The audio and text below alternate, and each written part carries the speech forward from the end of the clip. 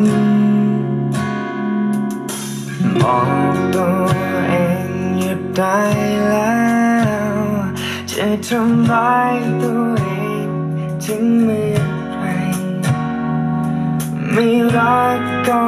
คือไม่รักไงไม่เข้าใจอะไรตรงไหนจะเข้าใจรักยืนเฉยๆเขาก็รักจะเข้าใจรักไม่ต้องทักเขาก็ทักจะพอ